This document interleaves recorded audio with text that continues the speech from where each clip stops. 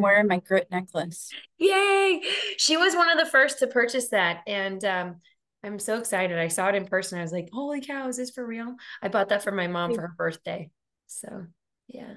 Well, cool. Well, I'm super excited to have everybody join us today for the Grit virtual event for November. And we have Angela Pena, who's with Commercial and Trelaw, who's going to be talking about her life and involvement in grit and how she's been able to build her career and her success. So I'm going to turn my camera on mute and you can take it from here. Super. So, my name is Angela Pinon, as Jen said, and I am the author, contributing author for Intention Education Celebration. And it's talks a little bit about my life experience and how intention was a part of that and how I learned and developed and grow with and through and what that means to me. Um, I am a mom. I have a couple of children, although my children are grown, they still require and need me on a daily basis. So I have to learn and balance still with them. In addition to being the manager of outsourced CFO services at Commercial Tour, it's been a lot, but this is an all new experience for me. I have never contributed to anything, and I this is my first presentation, so I apologize. I really have no idea what I'm doing. She's amazing. She's downplaying everything. She's also the CFO for Pedal for the Cause and everything else. So yeah, and right now is their check presentation is what we're preparing for. And their director that I actually work with on a daily basis to get their check number for the year had her baby 3 weeks early. So she is not here to help me. So I'm doing everything right now for Pedal. And so my involvement with them right now is kind of 100%. And we present the check number, which is our contribution to cancer research at Siteman Center next week. Everybody's so excited because we're expecting over $5 million contribution. So lots of money, big number. Um, and if you don't know, today is also National Chicken Soup for the Soul Day. Just put that out there. So my my life, my career, and everything that has brought me to where I am today, it's been a lot of hardships, just like many other people in the world. I grew up in the city, single parent, and all of that wonderful jazz. So, pretty much raised myself and raised my brother in the process. Education was not a big thing for our family. Our family was to mainly focus on income to make it from day to day. And so, college was not a big thing. Um, as I got older and had my own children, I learned that growth and development is part of education, and education was what was going to get me into a place where I was more comfortable and that I can provide for my children. And ultimately, I wanted my children to have a better life than what I had. And I think that's for most parents, that's exactly what they want. Every parent that I talk to wants better for their children. So that's kind of where my journey started, the importance of education and how to be able to incorporate that into the lives of my children when it wasn't initially, brought into my life. It wasn't important. And I grew up with parents that said, hey, that's not for you. You shouldn't be focused on that. And it's not going to do anything good for you. So that even made me more determined to go to school and get a degree. Um, it took me a long time because I didn't just go straight to college and graduate like many other people. I did a lot of my education while my kids were in school themselves. So my journey was quite a long one. And um, from the start, when they were born, everything was about reading and education. And we read books all the time. My children grew up on pretty much every book program that we can get involved in. And we sat together and we read. Um, School and going to school and being a part of that every day was big for me and my children. Um, it got harder as they got older because, kids in high school, middle school, they always want to resist going to school every day and being a part of that. Um, but we managed to make it through, and I'm happy to say that now they are finished with school. They actually did go to college on their own, and they continue to make their own life choices based on the model that I provided for them. And hopefully, when they decide to have children, they'll be a little more advanced than I was initially. So, um, that's kind of what I wrote about in in the book of intention. And I wanted to share the many different journeys in my life and things that I've had to live through and choices that I had to make my life better and to make the lives of my children better. So I had a better idea of where we were going and that we were going to be okay. I didn't want them to experience the things in life that I had experienced. Uh, and I think that that was really important for me. Um, I've had lots of people tell me, how do I do it? How do I raise children that have, well, my children have disabilities. How do you raise children on your own that have disabilities and go to work every day and make it through, be married and have a family and and everything that's involved in all of that. And, I had a professor actually ask me that question while I was in school, and I told him, I was like, really, I never gave it much thought. I'm so busy living life, from one day to the next. I get up in the morning, I try to think of what I have to do that day to get through the day, whether it be working with my children, accomplishing whatever their goals are, the people around me accomplishing their goals, providing information and helping other people. That's pretty much been my life. Is just focused and always go, go, go, go. So I really don't have much downtime to think about anything outside of that. So I can't just sit down and say, okay, well, how do I manage to do this, this, and this, and this? Because it's not something that you intentionally sit down to think about. You just go and you start your day and you get through it the best way that you can, no matter what comes at you through the day. And then eventually you get to where you want to be. You obtain your goals, and then you just come up with new goals.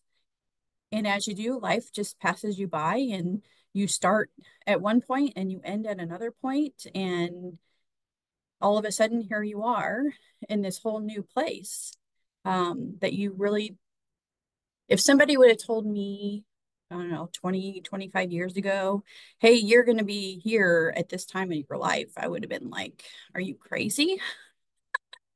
That's just not possible. I can't see a path. But I couldn't see a path because I didn't sit down to think about it. And I didn't have the education or the experience to be able to tell myself, hey, you can do this, you got this, you can make it from here to there. And it's going to be quite a journey, but you're going to get there. And it's great to be able to provide that information to other people who have experienced some of the things that I've experienced in life, and to let them know, it's going to be okay. And we just take things one day at a time. We focus on what we can focus on. We help people the best way we can. And I I think that's the extent of my life, and that's what I've been up to. So I always try to find something new to involve myself in. It's for growth and development. Um, Writing this chapter and contributing to Jen's book has been a completely different experience for me. It's put me outside of my comfort zone more times than I could count. Um, I never, ever would have put myself in an interview process where I was on live TV, YouTube. That was new, nerve-wracking. As Jen knows, I'm a behind the scenes kind of person. So I like to give everything to everybody else so that way they can prepare and they can go out there and they can look good. Even if they don't do all the work, they get all the credit. That's the kind of person that I am. I don't need credit. I just enjoy helping. So this is all new for me. This experience is new for me. Presenting is new for me. This is my first presentation. I did not get to really prepare because I've been so busy with work and helping other clients, um, that I just I didn't have the time to really think about what I was going to say here, other than my journey through life and what brought me to where I am today and my children and what I enjoy most. So every day when I wake up, what do I look forward to? And I think if I can share some of that with some other people and help them through their day, I think that's fabulous. And if anybody here would like to share something to help me with my time, that would be greatly appreciated because I don't think I have enough content to talk for 45 minutes. So, is there anybody that has any questions? I Um, think the one thing that I'm so attracted to you for is you're such an empathetic and you're such a powerhouse of supporting others and being behind the scenes. And so many people don't have that gift, and it's a true gift. And your servant leadership shines through in all the different activities that you participate in and how you always show up for others. And it's a perfect example how you put yourself last, but yet again, but always open to growing and developing yourself. So I'm proud of you for taking this time to do your first presentation and share your truth. And I think you're a true inspiration, which is why I asked you to speak today. So I'm glad you said yes. I have to admit that there were times where I'm like, really, do I want to do this? Really, do I have really had to talk myself up and really had to force myself to do something that was so much outside my comfort zone. But I feel like, why not? It's good for me. But I love that you can speak to that because I think so many of us struggle with that. I think it's the imposter syndrome. What do I have to say? How am I going to fill this spot with what I have to share in my chapter? And you do such incredible things in this community. So, I hope as you continue to develop, you'll say yes to more of these opportunities to continue to push yourself out of your comfort zone because you have lots to share and lots of wisdom to contribute. I think if I learn how to organize my thoughts a little better, that I can put it out there in such a way that would really be more beneficial. I just really have never taken time to focus on myself Mhm. and allow myself to present myself and my stories and who I am and how I came to be, because my focus has never been on that. Mhm. My focus is on everybody else. So it makes it harder. And I did not grow up in a household where I had parents that were modeling for me any of these attributes. Like I said, I pretty much was just there. I raised myself and my little brother, and that was just life. So I didn't really have much for a model. The lady that did help raise me was my grandmother, and she passed away when I was 19. So that was like my mom. And everything thereafter has been just kind of via research or what I can find. I mean, shoot, we didn't even really have internet when I was growing up, so we didn't Well, a few have months that. ago, Lauren Lakebreak, who's on this call, actually gave us some tips on how to personally and professionally brand and market yourself. So I don't know if Lauren has any tips or advice or how you can collaborate to get more strategic on your presentations, but she would be a great resource. And Allie, I know, gives tons of presentations as well. So she might be a great one to pick her brain from as well. But I know I didn't grow up with the internet as well. And now here it is accessible and pretty much AI can write you an entire speech. So times have changed. I know, and I was going to jump on this call thinking, okay, well, do I want to read my chapter? That's kind of boring. I don't want to just jump on here and read my chapter to everybody that can just take the time to read it for themselves. I mean, who wants to hear that? I mean, we want to be able to hear why you wrote what you wrote, what inspired you to write what you wrote, what triumphs did you go through in your life, what kind of journey did you have, and how can you share your journey with other people so that way they don't feel all alone in their journey and inspire them to become more than what they are because their life is worth that. So those are all hard things to present, and it's not something that I'm really used to. It's all new to me. But on the back end, from person to person on an individual level, that's what I do every day. I just have never presented in a group fashion for several people at one time. So yeah, any key pointers would be awesome and appreciated. Looks like Lauren has her hand up. I don't know if you want to jump in here. Yeah, hi everybody. So sorry my camera's not on. I've got two dogs that finally settled down. Um, but Angie, no, don't sell yourself short. Storytelling is very, very powerful. And I think you made a great choice about telling us who you are and your motivations behind that. Um, you know, especially pushing yourself out of the comfort zone, like what Jennifer said, is very powerful. And now these opportunities will help you prepare for that. So thank you for sharing. And it's kind of funny that you guys say, "Oh, I didn't grow up with internet. I'm also a kid of the '80s." And fun story, really quick, is that my neighbor was playing like spooky music for Halloween, and the scariest sound was the dial-up sound. Do you guys remember that? And I walked over and I go, "Please don't play that sound anymore." So I actually completely relate to that. So I just wanted to share. That's funny.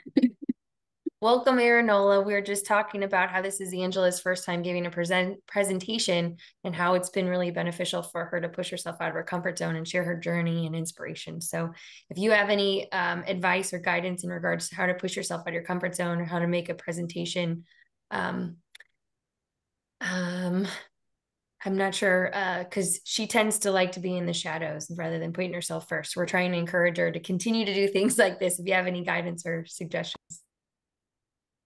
Yeah. So I guess some hobbies and activities that I like that inspire me to recharge. You know, I don't really take the time, or I haven't really taken the time to do much of that. I love to travel. Um, it's inspirational when I get to go out and I see things. It's so emotionally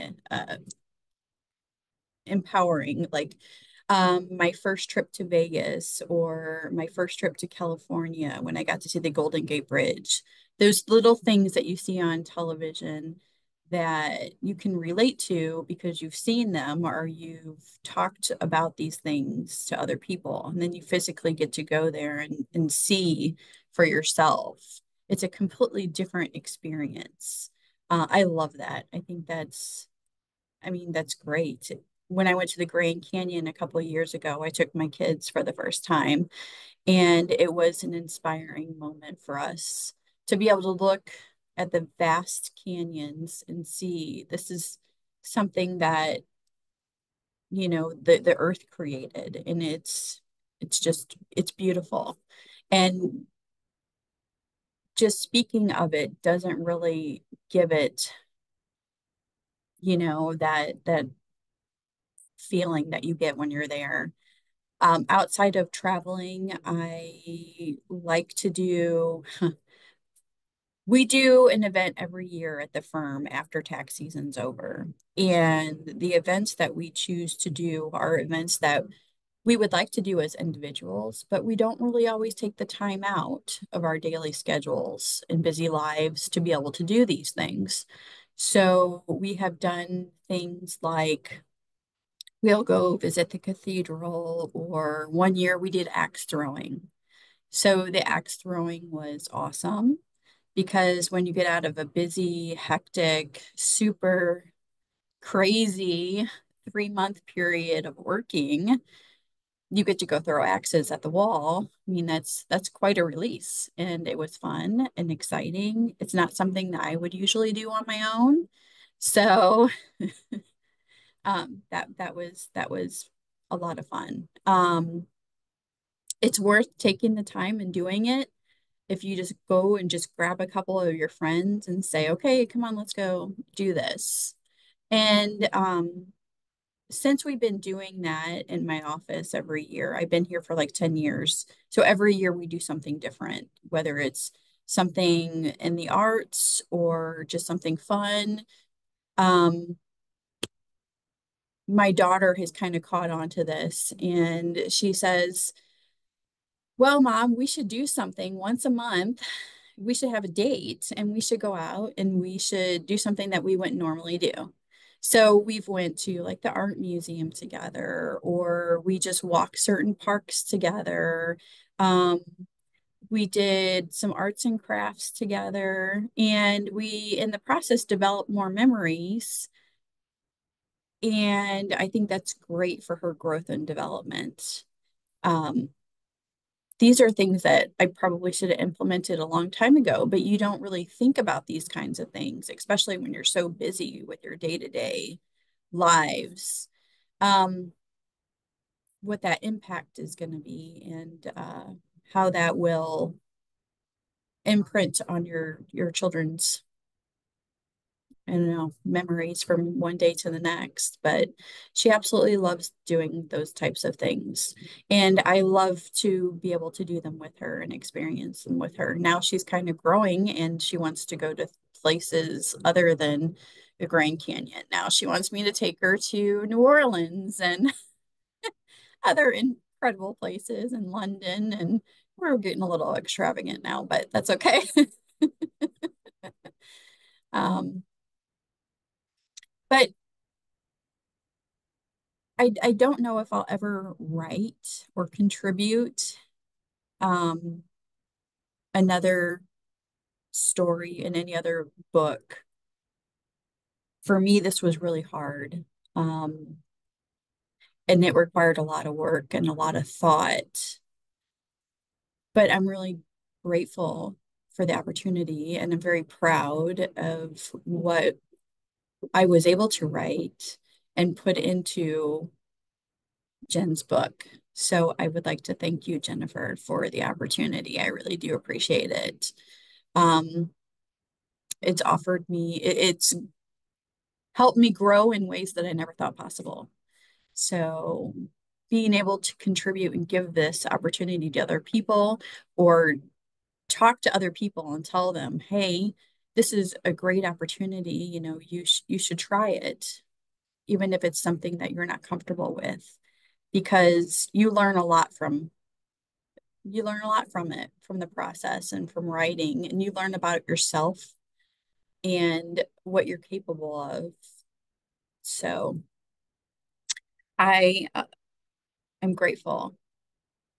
I'm grateful that you said yes. And I love how humble and kind you are, and you're such a servant leader. So to have you share your story and to be so vulnerable and transparent, I am sure you've touched so many lives beyond people that you'll never even encounter. So I love that you participated and shared your journey because it's very inspiring. So I'm all over the board here. That's exactly it though. These virtual events are meant to infuse hope and inspiration and transparency and allow us to learn from one another. And there's no other opportunity for us to do that in society until we actually allow ourselves to open up and be vulnerable and transparent. So thank you for sharing and thank you for being here today. And you're doing great. So Absolutely. yeah. Everybody has a bad day, and if we can just help somebody change their bad day into a good day, then, that's a plus. Um, I think we've all had our fair share of bad days, and that's part of life. And I'm sure I'll have a lot more. And if I can be so transparent, she was just taking care of her daughter who was in the hospital for 2 weeks and still was able to be with us today. So she said she didn't have time to prepare. She's been a little busy and tax season did just wrap up. So, like I said, she downplays, but Yeah. I'm really So, grateful that you took this time to be with us. yeah, so she has a rare blood disorder, which apparently was dormant until just this last year. And now her body develops blood clots and she is on blood thinners. The first time she was in the hospital was about 2.5 months ago. She had a huge blood clot in her liver, which was blocking oxygen into her kidney and other organs. So they pumped her full of blood thinner while she was there in hopes that it would work so she wouldn't have to have surgery. Um, she was there for quite a while and then she was released and put on just the oral pill. So she took that twice a day and eventually it really didn't quite help as much as they hoped. So she ended up back in the hospital for a couple weeks to try different medication. And so now we're back out and we go for another MRI on December the 9th. And then we have a um, kind of a plan. I guess we meet with a specialist on right after Christmas, the holidays, and we come up with some kind of plan for her and what that looks like. This is not something that will go away ever. It will be with her for the rest of her life. The hard part is not knowing if her body will develop a blood clot and blood clots travel. So if it travels to her heart or her brain or any other major organs, that's, an immediate problem. So she has to go every so often. Um, we're not sure what that looks like yet to be checked and have her blood work ran every so often. So we know that um, what they have her on is working for her. But then the problem is also, well, if she gets into an accident or if she cuts herself, she will have a bleeding problem because her blood is super thin and doesn't coagulate. So it's a lot of working out there, but we already cried about it, and we are already focusing on just moving forward and taking it one day at a time. So doing what we can to make life fun and exciting and creating memories because we don't know how long we'll be here. So, but everybody has their thing, and I think that's just part of our it's part of our life. And we're just instead of being mournful about it and depressed about it, we are looking at the positives and just moving forward and praying for the best of each day. Where did you develop that mindset of that positivity? Because if someone hears blood clot and they think aneurysm, they think stroke, they think all these horrible things. Like you said, we talked about it, we cried about it, and then we move forward. And how do you learn how to shift that? Is there any advice that you could give someone that hasn't mastered how to shift that energy to positive and have hope and have inspiration and take that energy to then make memories? What do you do and how do you get to that shift? I think having my kids help me a lot with that because it takes way more energy to worry about the negative. and be upset. It's draining. And if that's going to be your whole day, then man, you're just going to be exhausted at the end of the day. Why worry about what ifs? Why spend your time worrying all day long about what if? What if this happens? What if that happens? Well, what if it don't? You're going to be spending all of your time worrying about the what ifs when you could be spending that time doing something fun and productive. And as long as you're doing what you're supposed to be doing, I mean that's all you can do. And you just pray about it. And that's what my children and I have always done. And I've always preached to my children because when they were little, they're like, they always ask me, what if? What if, mom? What if, mom? I'm like, mom doesn't do what ifs. This is not a what if scenario. I said, what if? Does it matter what if? We're focusing on right now, and this is what we're doing right now. So it trained their brain to really more focus on the now instead of what if scenarios. And if you can train your brain to do that, it definitely helps. And it gives you a lot more energy to do other things that are more important um, every day. I mean, crap, if I had to think about all the what ifs and all the depressing stuff that I've been through, I would not want to get out of bed every day. And I have lots of things to do every day and lots of other people to help every day. So that's just not something I want to focus on. You teach your brain what's important, and you teach your brain um, what you want to actually focus on. I mean, you are you and you are in control. So that's what I tell myself every day. And they say it only takes like 90 days to um, make a habit or change a habit. So if you do that for your lifetime, then it becomes just a natural thing for you. Even though you weren't raised to do it that way, if you see enough, and when I was growing up, I seen enough to know this is not my life and this is not what I want. And I would like to look at things differently than how I was raised to look at things. So, I think that's huge. I remember reading this study where they said that there was two plants and they were in the same setting in regards to sunlight and how they were being nurtured, but that verbal talk was what allowed one plant to thrive and one plant to die. So I think that self-talk is really important, that we're constantly allowing ourselves to see the positivity and see the shifts. And I love how you do that daily.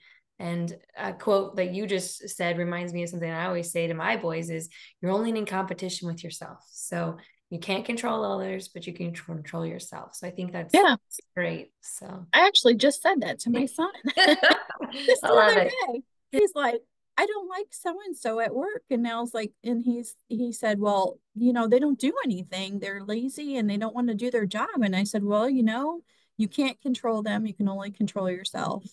And I said, you just need to focus on doing what you're supposed to be doing and don't worry about them. So yeah, that's kind of how my household has been.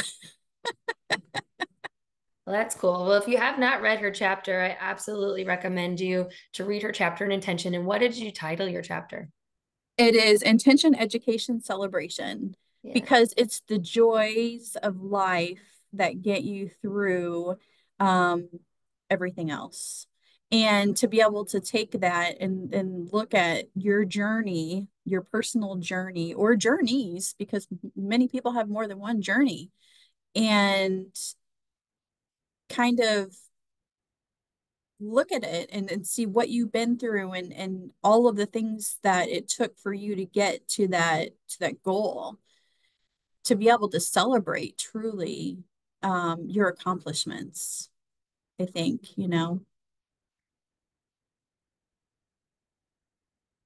and yeah, and because education was such a huge thing for me, that's my story.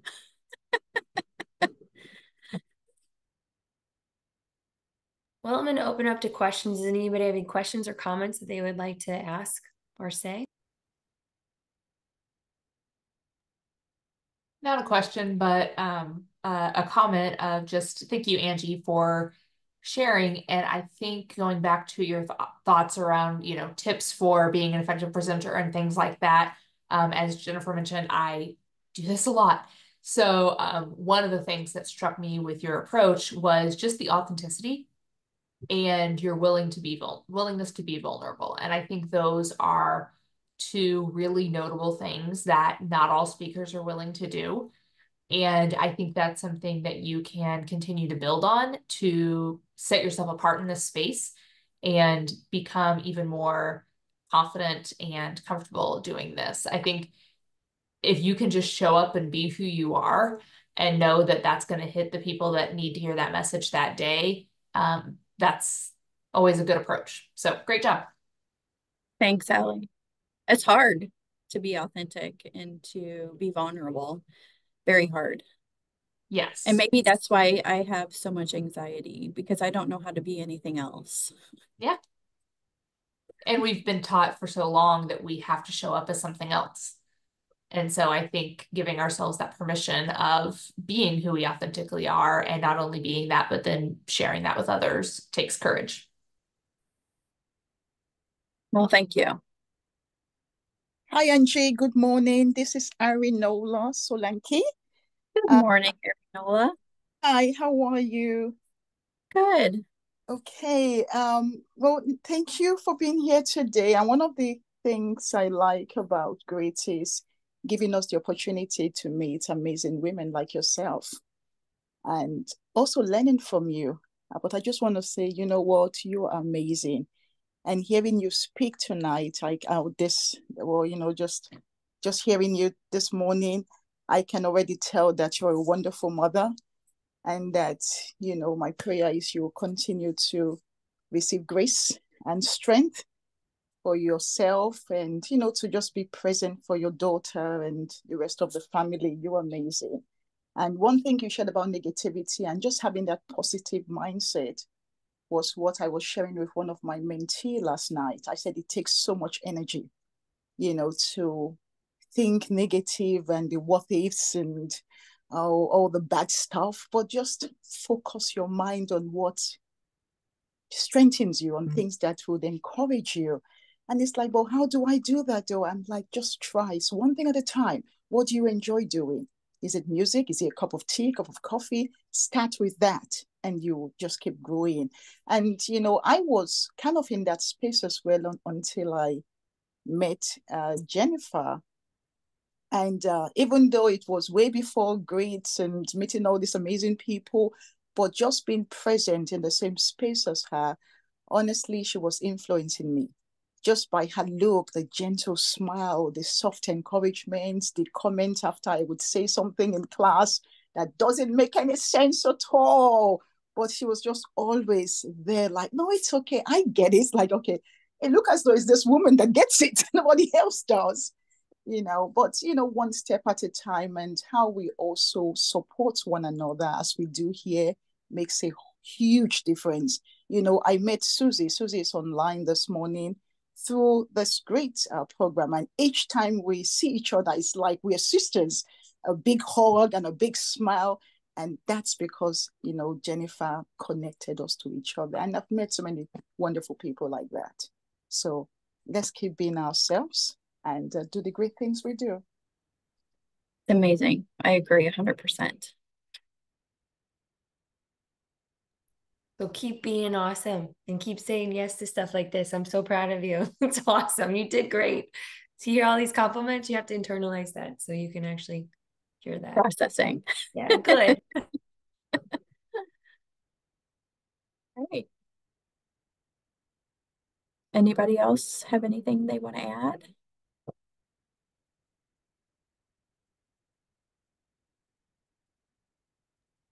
Well, thank you all so much for your time today. And thank you, Angela, for sharing your heart and soul and your wisdom with the Grit community. It's always a pleasure to be able to have the opportunity to connect these women and allow us all to learn from one another. And I love it. I think it's amazing. So if you guys have any other words of wisdom before we get out of here, please share. But otherwise, I hope you have a great rest of your week. Yes. Enjoy the chicken soup for the soul day.